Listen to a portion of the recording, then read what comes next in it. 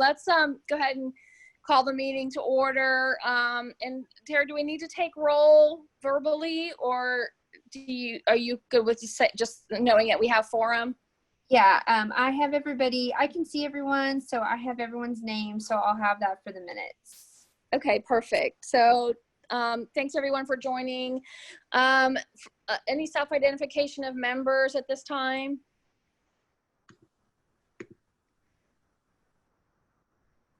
Okay, silence is golden. I'll take that as a no. We need to do approval of minutes from April 24th, and those were in your packet. So hopefully you've had a chance to review those. I just need a motion to approve those minutes. Move approval. I'll second. So it was Jamie approve and Andy second. Thank you. Any discussion or corrections? Okay, those in favor of approving minutes, say aye. Aye. Aye. Any opposed? Okay, very good. Thank you for that. So let's move on. And just before I go any further in, we're going to try to we have a fairly full, not packed, but fairly full agenda that we have to get through, and we're going to try to stay pretty close to the timelines that are in the agenda. So with that said, I want to move on to the committee status reports, and we'll start, Jamie, with the Program and Youth Committee. Thanks, Dana. Well, the Program and Youth Committee has met. One of the things that we discussed was there on the agenda, the National Dislocated Worker Grant and some child care training that was part of that.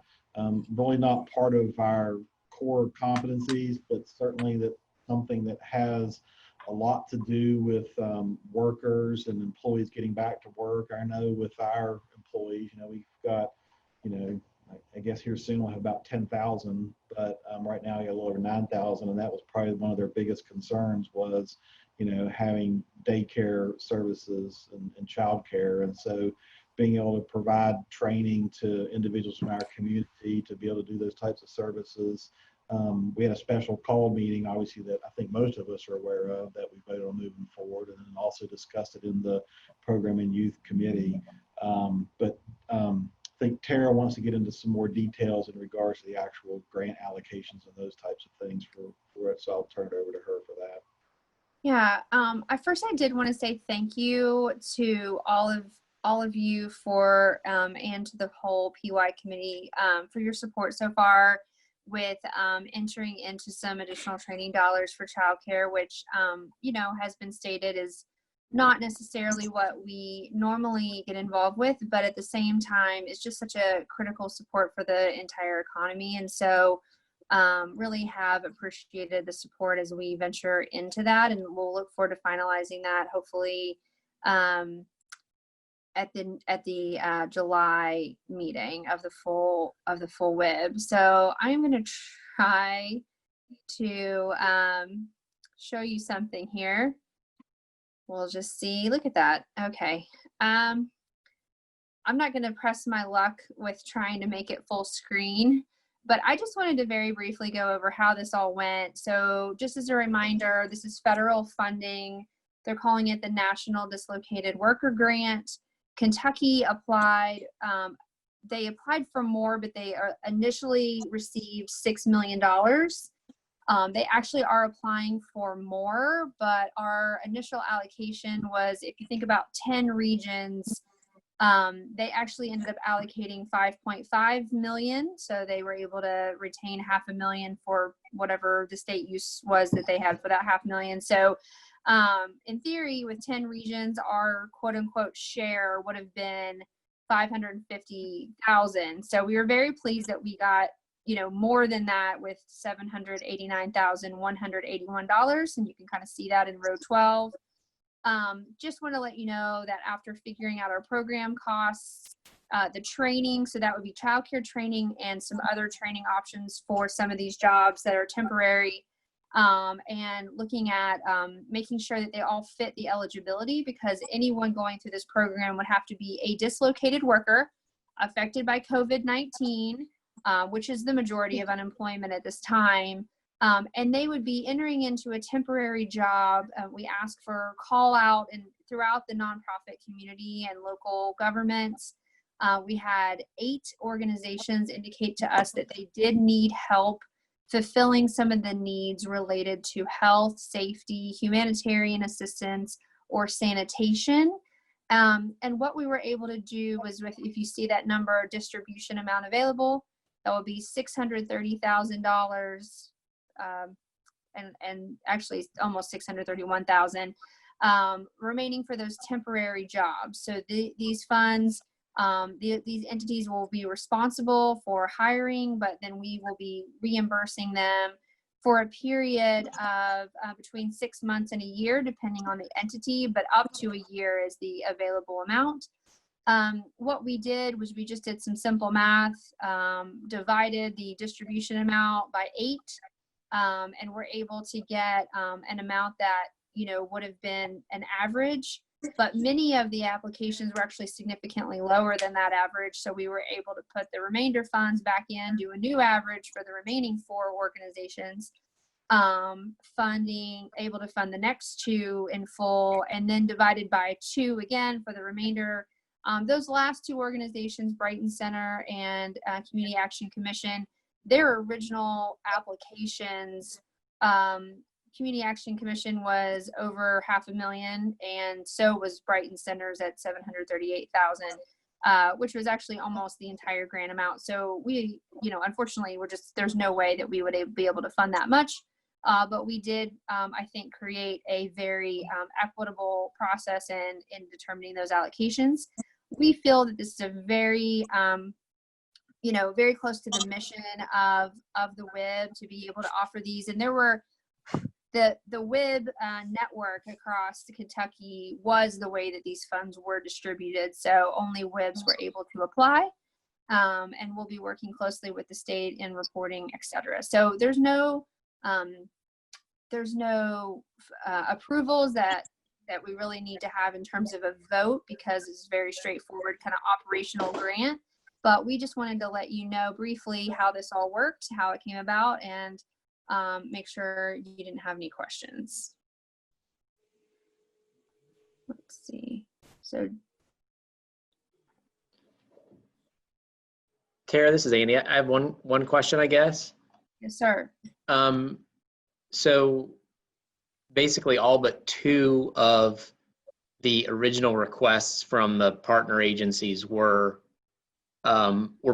planning, you're all planning to fund those requests in full. That's so right. The CAC and Brighton, their requests would be funded in part. Correct. And has there been any communication with those 2 agencies to ensure that they will be able to reduce their scope in a way to still make use of those dollars? Sure. So they had the way that they applied was they actually had a list of job descriptions. And so we anticipate that they would be able to, and we will be asking them to resubmit a new budget based on what we are able to allocate.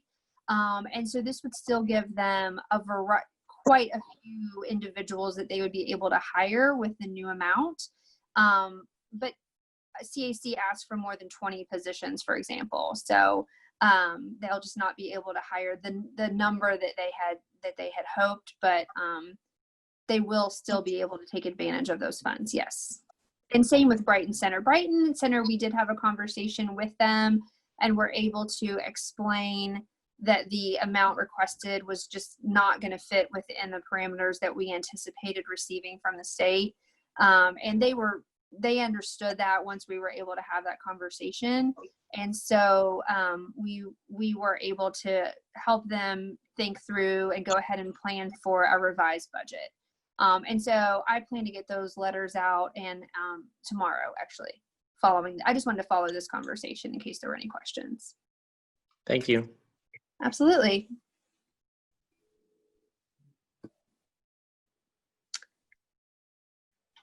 Dana, that is all I had on that topic, Jamie, and unless you had any other things, why?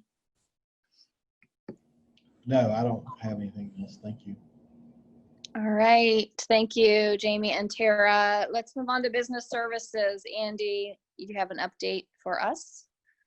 Okay, thank you, Dana. Lot was discussed at the Business Services Committee. I'm going to refer to my screen here, so I apologize if somebody's raising their hand. I might not be able to see, so please interrupt. We covered quite a bit. Under programming, we talked quite a bit about how the Career Center and how the programming is reacting to the pandemic, how the team is transitioning services to virtual provision. Team members are telecommuting, moving a lot of the information and services to the web has been done, centralizing a call number for KCC, so on and so forth. There's a lot of work being done to try to reestablish the flow of business and doing that virtually. There was also discussion about what does providing in-person services look like in the future. Quite a bit of discussion there. There are quite a number of hurdles to get there. Tara kind of put a fine point on it when you may have seen in the news recently that in Frankfurt there was a 8 or 10 hour line for people to get face-to-face help with unemployment. So there are concerns about potentially rushing into in-person services and creating a potential health issue by doing so. So there's still a lot of discussion that's going on, and I'm sure any questions that you all have, Jason and Tara can answer there. But there's a lot of thought going into what that might look like. And right now it looks like that the time frame for that would be later this summer, potentially August of 2020. Any questions on that before we move into the other parts of the BSC report? No? Okay. Also, quite a bit of discussion about the employer resource guide. This was an effort that essentially was born out of the Grow Pillar 3 work, the Employer Partner Roundtable. A lot of folks who have been coordinating on this, and it's essentially a one-stop resource for employers in the region for all things workforce. Lots of different agencies feed into that resource report. The Business Services Committee got to take kind of a look under the hood at what this online resource would look like. That the draft of that, the shell or the skeleton of it, if you will, was sent to the Business Services Committee to kind of poke through and provide any kind of last feedback before it goes live. I think the big announcement that was made at the Business Services Committee was that there was a constant discussion between all the different partners, and that's the Chamber and Triad and all the others that are involved.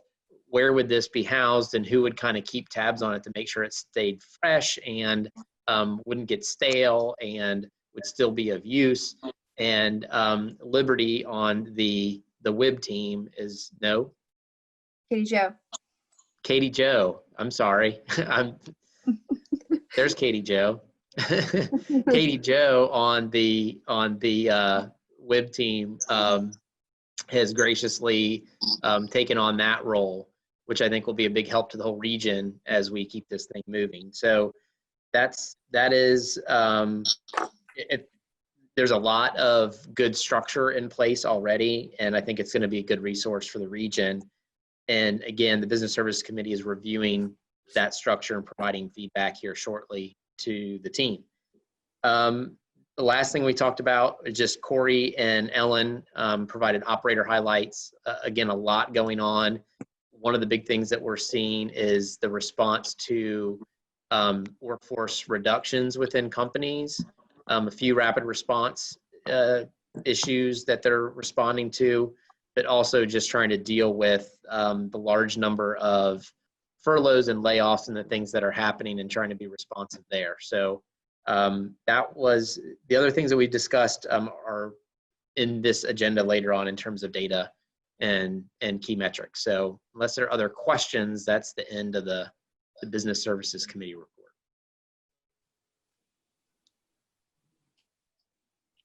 All right. All right. Thank you. Thanks, Andy.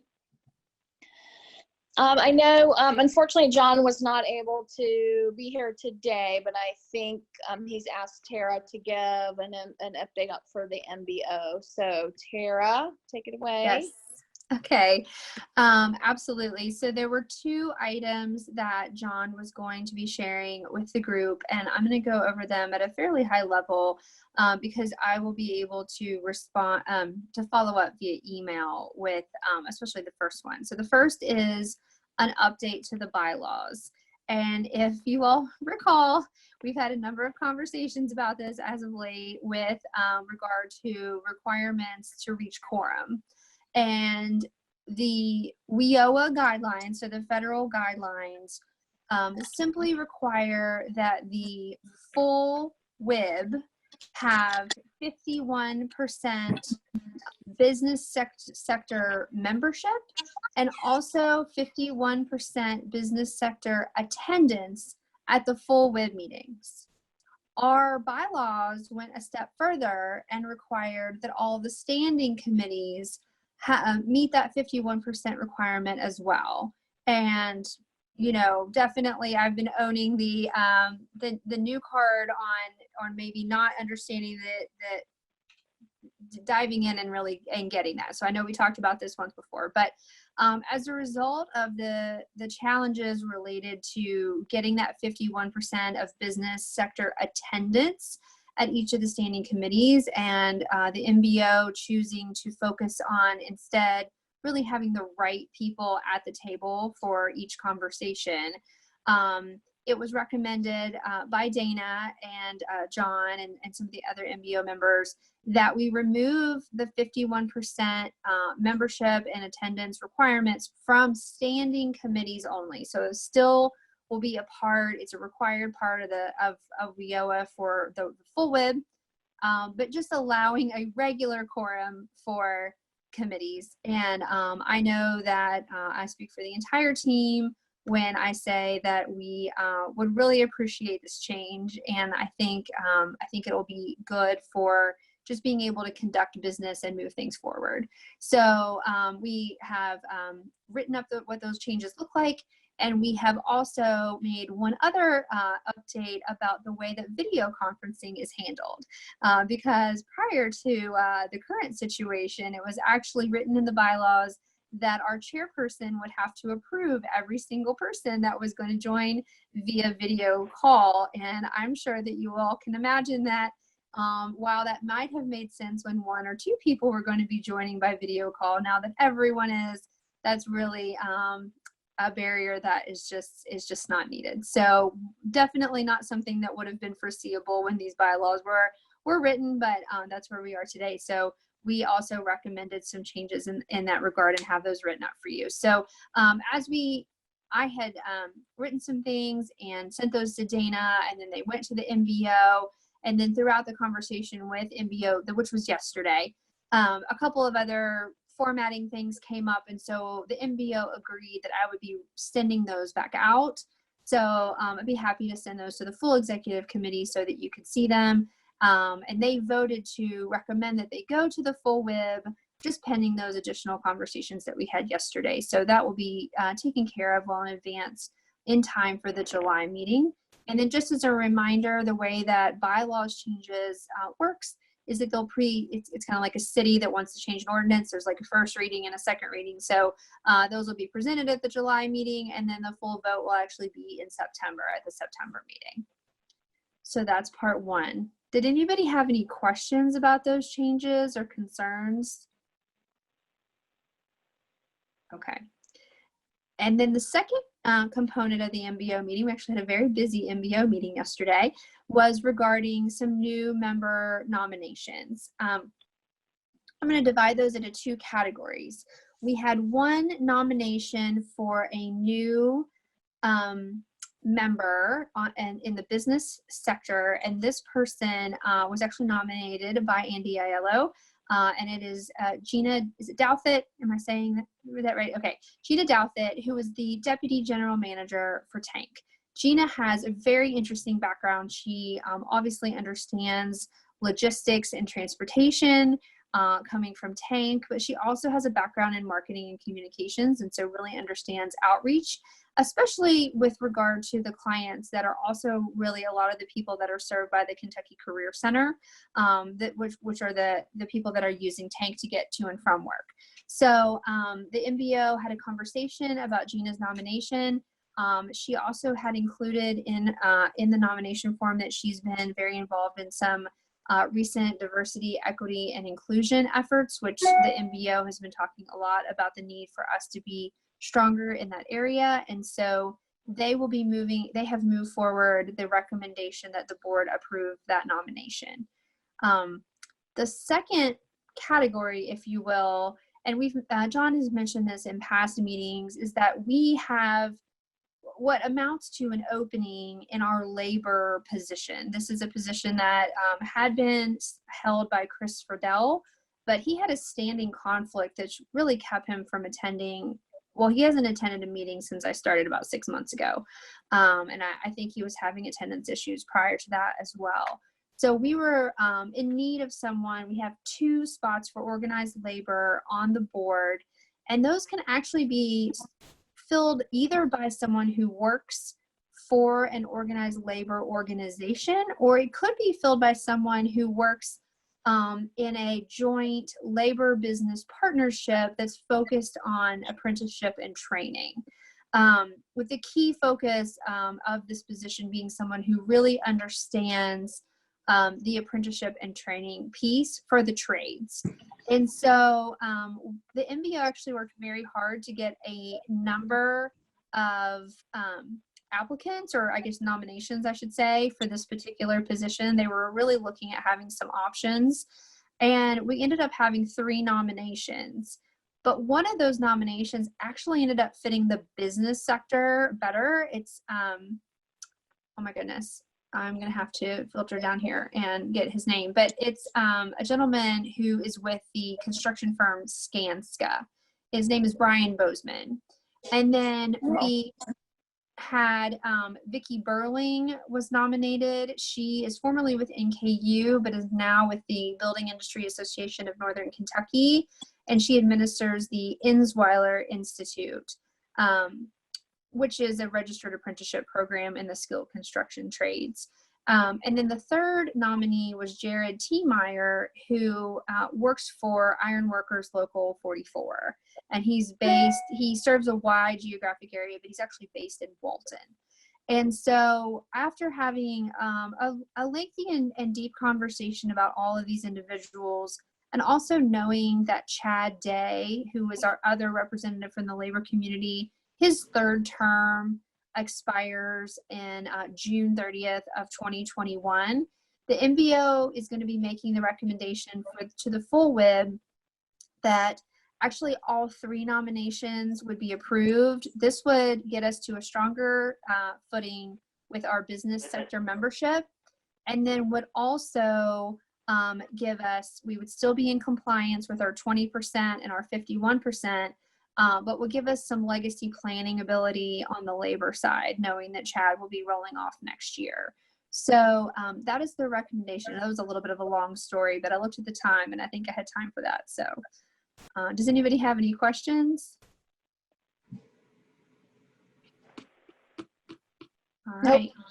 Great. Well, that was, I'm pretty sure everything more or less that John would have said, hopefully.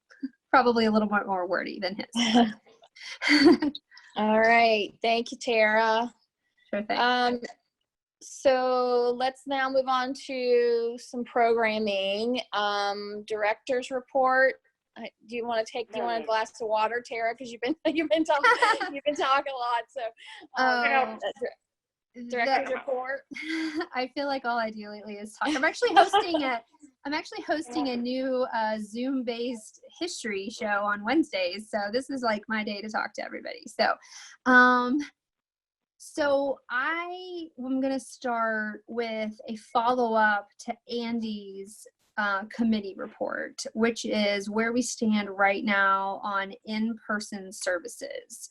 And we like to use the term, Corey Eimer coined this term, which is restoring in-person services, because we want to make sure, and you're going to see this in some of the data that David and Jason have a little bit later on.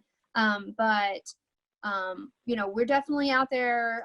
We're open. We're just not open to physical, you know, in person. So we don't really have any updates about our employment services being in person, though we are getting closer every day with ordering of PPE, ordering of plexiglass to make the physical location safer. But I do have an update about unemployment insurance. I think all of us have seen the news. Unemployment insurance is frankly a mess, and it's not, however, it's not a political issue. It's a numbers problem. There are, you know, the last time I heard an estimate, there were about 40,000 backlogged claims that needed to be adjudicated. And there's about 40 individuals that have the training and expertise necessary to adjudicate those claims. So just an easy math problem, we've got about 1,000 claims per person. If you allocate about an hour per claim, that's going to take those folks on a 40-hour work week about 25 weeks. And that's assuming if they don't have any more claims coming in, which we know they will. It's a real problem, and it's a shame for those individuals that are waiting for those funds, because people are starting to get very, very desperate. As you might have seen last week, and actually 2 weeks ago now in Frankfurt, there were some protests that actually led to the cabinet sending individuals out to help those protesters with their claims. And then they ended up coming back every day that week and seeing people, which in some ways, you know, and this is just for you all to know, this is not how I would explain it if I was on, you know, talking to the media, but just to be clear, the people that walked outside to hear those claims are the same people that are normally answering the phone and responding to email. And so while it's great for the individuals that do end up having that human interaction, every time you have one conversation, how many emails could have been sent or things moved along. And so we do have some concerns about the in-person services, not only from the health and safety standpoint and you know, needing for social distancing, et cetera, but from an efficiency standpoint. I'll be honest, I have a lot of concerns about this. But nonetheless, there are a lot of calls for in-person. And so we did hear yesterday from the workforce cabinet that there will be in-person services sometime in Northern Kentucky, potentially as soon as next Monday.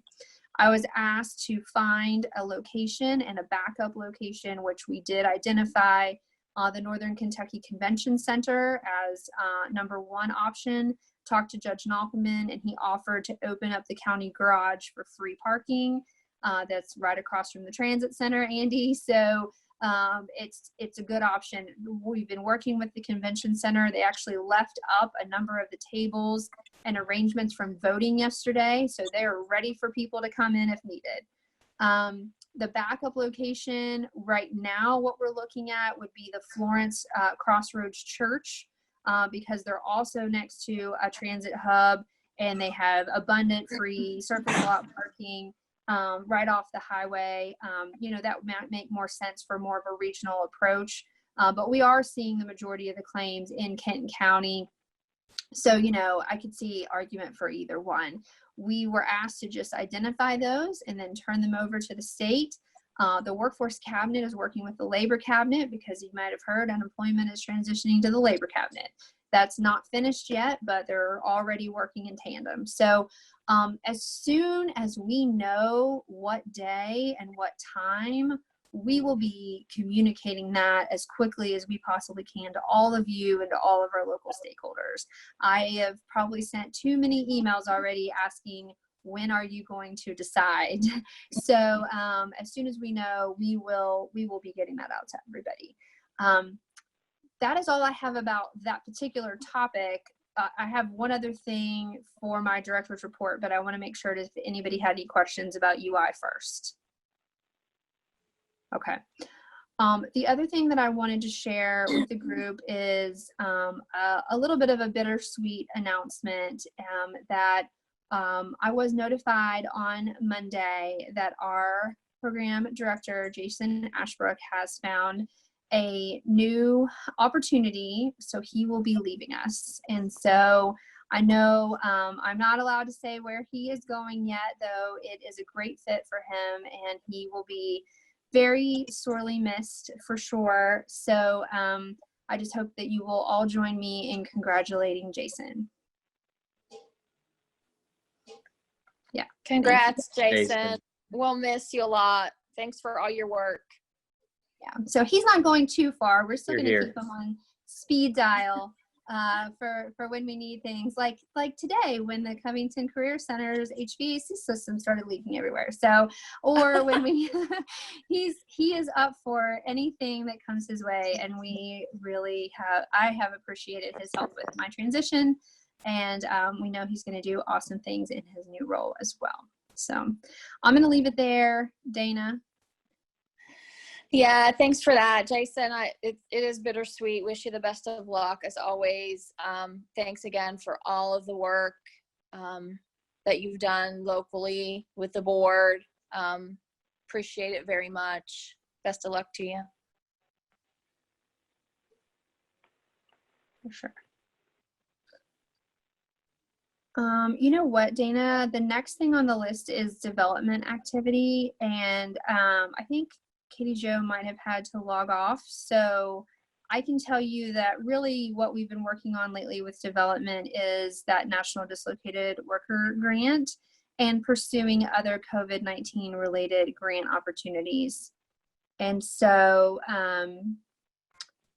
that's really the bulk of the report today. Okay. All right. Thank you. Okay, let's go through the KPIs then. Let's do the financials first, Liberty. And I'm pulling that up for you, Liberty. Okay, perfect. So the report that you're going to view is going to be as of May 31st, 2020. We did add our new grant to it. So that is a difference from the last report. It's trying. Just thinking about it. Mm-hmm.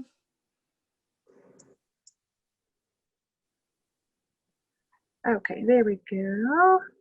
There we go. Perfect. Okay, I just have to say this is really tiny on my phone. Sorry. Proceed, not your fault. Sorry. I can mail it back out too. So we are 92% of the fiscal year. If you look down at the bottom right, there's nothing out of the ordinary. Before you look down to the bottom of the right, the column, it's like an orange color, the National Emergency Grant COVID-19. That is the same grant that Tara was talking about earlier. That's the name that was on the NFA. So we can call it whatever is preferred going forward. And you'll see that it's the $789,181.80. And you'll see the breakouts below for that grant. Is there any questions about that? I think Tara did a great job laying it out in a different format earlier. So Liberty, this is Andy, quick question. So it looks like on that breakdown that I can't really see the number, but it's 107,000 or 100.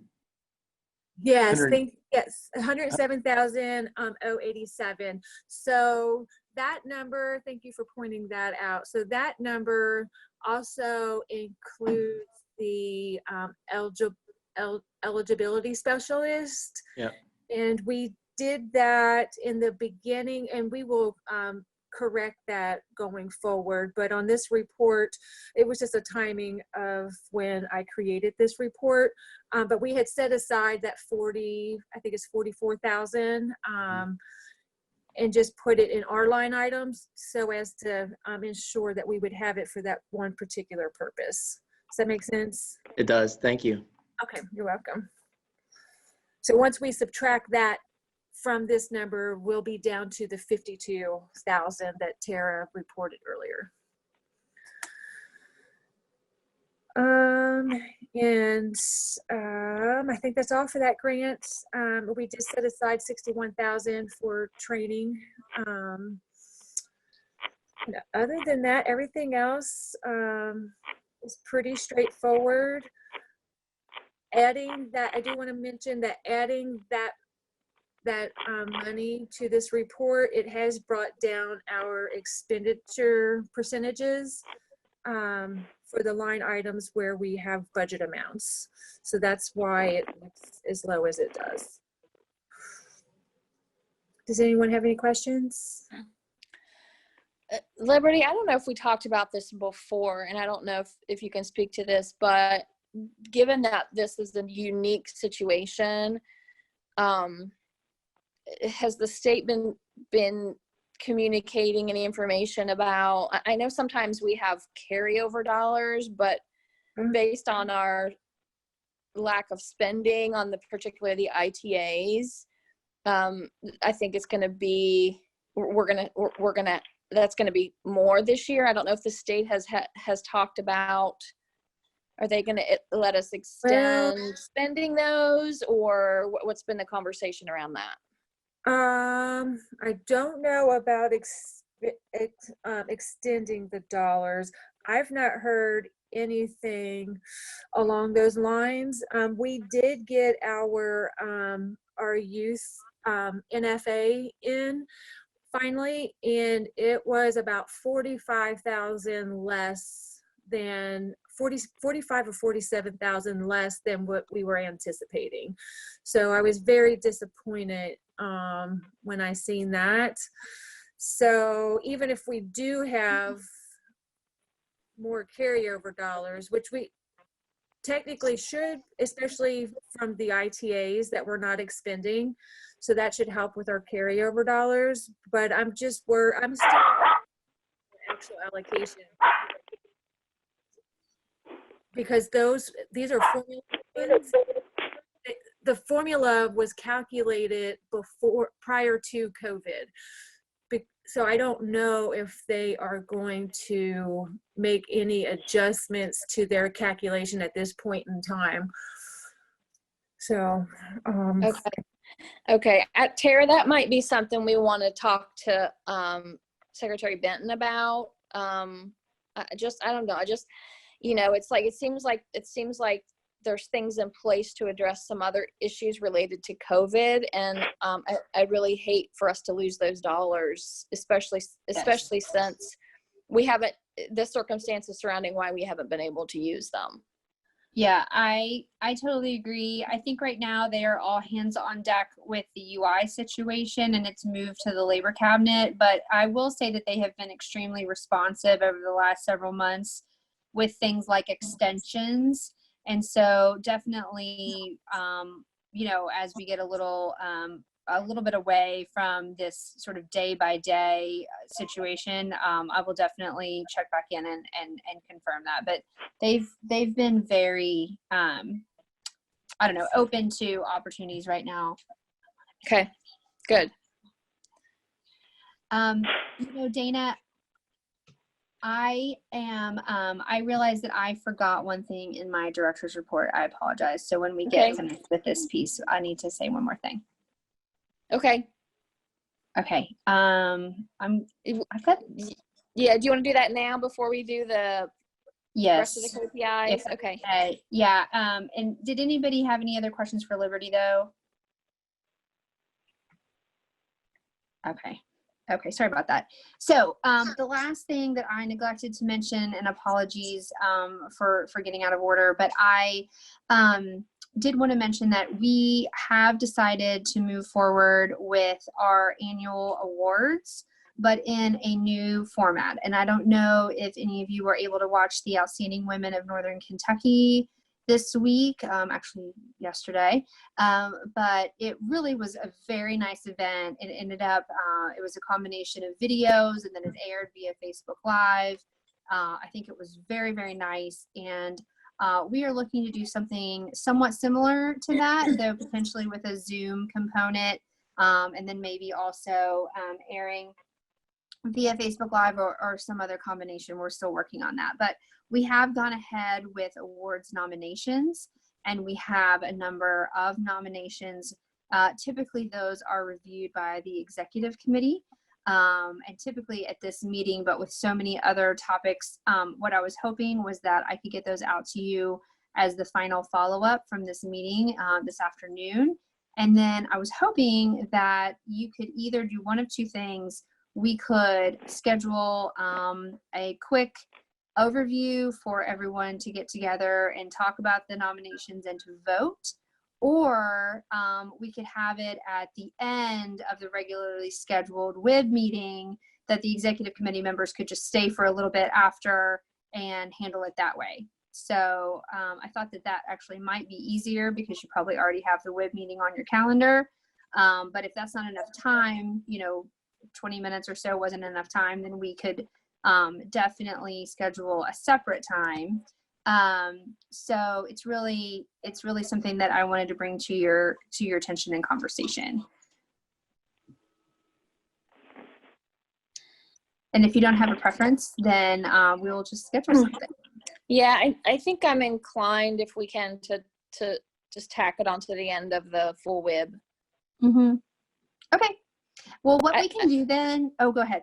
Yeah, I was just going to say, and then if we find that we've run out of time, maybe we can schedule some, I hate to tack on another meeting, but since we're already there, let's do it then. And then if we run out of time, we can finish up maybe in a subsequent call. Well, what we can do is we can create a online voting opportunity. And so everyone can go ahead and read those between now and then. It's about 3 weeks from now. So there's not an inordinate number of them. So I think it'll be plenty of time to read through them, and they're a pretty quick read. And then we can give you a link to go online and vote. And then it can be something where we kind of show number of votes for each one, and have an opportunity for people to change their vote if somebody has a really strong feeling they want to advocate one way or the other. But I think that'll help speed through the process so that you have time, to talk about the things that you need to talk about, but not necessarily every single one of them, if that works. Okay. Okay, then that's what we'll plan on. We also have talked through everything from the slides to the MC to the potential guest speaker, and I'll just provide all those details to you all. Probably I'll just go ahead and do it at the full WIB meeting because it's not until September, so we have some time. And that'll save time for Jason and David to finish up here in the last few minutes. Okay. Thanks, Dana. Tara. All right, Jason, KPIs. Yes, so I'm going to attempt to share host disabled participant screen sharing. I made you a co-host, so it should work. Okay. I've got two computers because my office computer doesn't have a microphone or a webcam, so I'm joining via audio and video from iPad. So, it's funny the things we have to do, isn't it? I know, right? Just to have a meeting. Thank you so much. All right, so let me pull this up here and see what we have. Okay.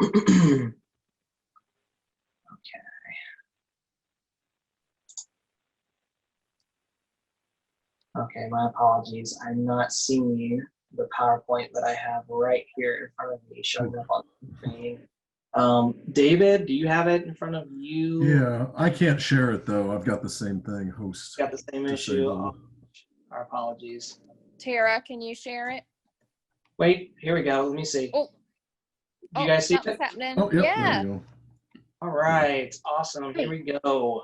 Okay, so as Andy alluded to earlier, in the Business Services Committee report out, we did really a deep dive into our KPIs, but also expanded that dive to include some other conversation about data, really with a focus on since COVID-19 and what's changed. And because of time, we don't have really time to go into a deep dive like we did during that meeting, but we did want to share some highlights. This information should look familiar. It's our standard template for our KPIs that we discuss each month, either in our committees or our full board meetings. So just a few highlights that I wanted to off. Really begin with, if you look at some of the activity that we saw just going from March of this year to April, and the huge surge in the unemployment rate for the area. No surprise, right?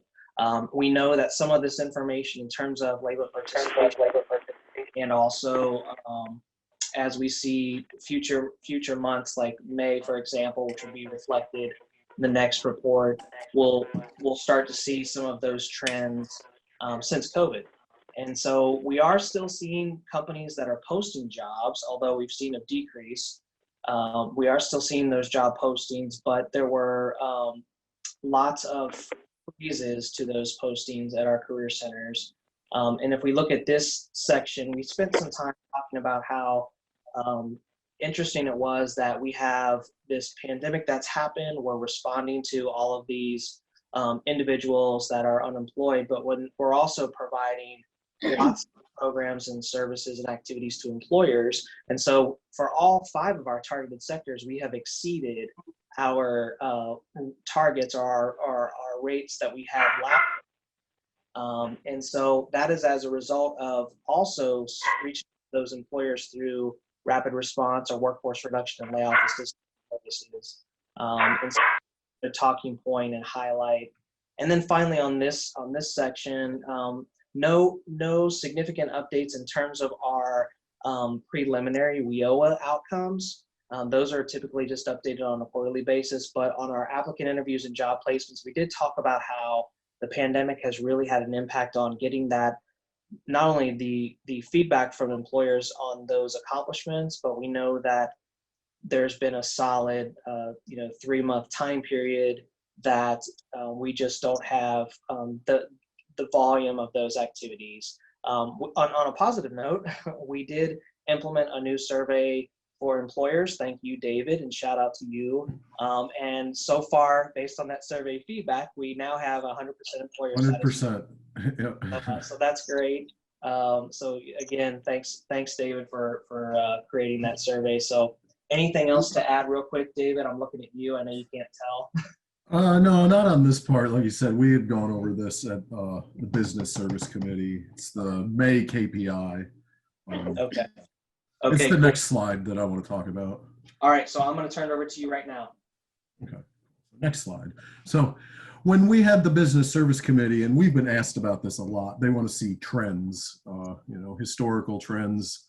So this is the circle graphs from the KPI spread out across 3 years. We highlighted March, April, May. This is just a static PDF from a dashboard that I've made that isn't quite as dynamic as I want it to be yet, but this highlights March, April, May from FY 18, 19, and 20, just so we can see if there was really a big change in business activity as a whole. The one thing we notice is that we've definitely increased our programs and activities, our employer outreach. And then these numbers feed our market penetration rate, which has been really high for FY 20 as well. Not sure if anybody has any questions on this. There'll be more forthcoming from this. Like I said, this is a dashboard. We'll be able to pick different periods of time to examine. And then these are the county unemployment updates that we had gone over briefly at the Business Service Committee. And instead of recreating a whole dashboard, this is something that KY Stats has done. The link is at the bottom. And this you can slice and dice by county and by weeks filed, by percent of claims. It goes into industry, percent of claims by industry at the county level. And if you want to go to the next slide, this is the bottom half of the same web page. It also has it broken out in demographics by gender, race, age, and that's at that same county level by weekly initial claims. And then this was something we showed at the BSC that I'd made this from that dashboard where I pulled out Boone and Campbell counties to see what our local unemployment rate by industry was. So, and of course, manufacturing, transportation, they were the hardest hit, retail, food service and accommodation. So I guess that's the quick update on that. And like I said, all of those can be found at KY Stats, or we have a Northern Kentucky Workforce Investment Board Tableau public page where we're starting to publish all the dashboards that we've been making. And a lot of the dashboards I'm making, I'm doing it with the intent that they can be printed as a PDF. So you could get a 1 page of each page of the dashboard. So if you have any questions after today, we did put together, and this was per request of the BSC, they had asked for just the presentation in PDF format. And so we're happy to share that if any of you are interested, and it contains the links that David just described. And I've been looking at job postings, and it's the same thing. Job postings are down, but it's the same trends over the last 3 years. We're in that kind of like midsummer slump. There'll be a big spike in the fall.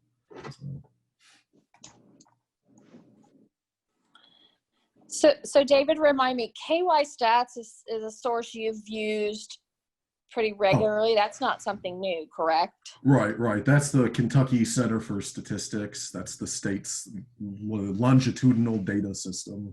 So. Okay, and that's something that we found pretty accurate, right? Oh yeah. That's the main clearinghouse for data.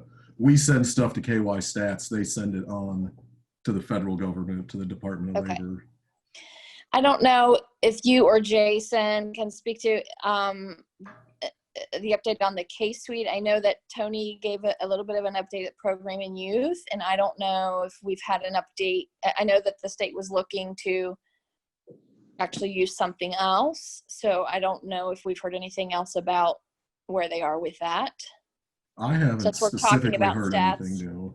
Okay. So real quick, I'll just give a brief update because I know we're short on time. So there's no, the last we heard, and this was through, I think of this, as of last week, the state is looking at a July 1st of next year timeframe for replacement of Key Suite. And so they're still exploring different vendors to make that replacement, but it is not going to be replaced. It doesn't look like this year as initially planned. So that's the last update we got. Okay, so they're replacing it totally, because I know there's another, and I don't remember which cabinet that uses it, has been using it.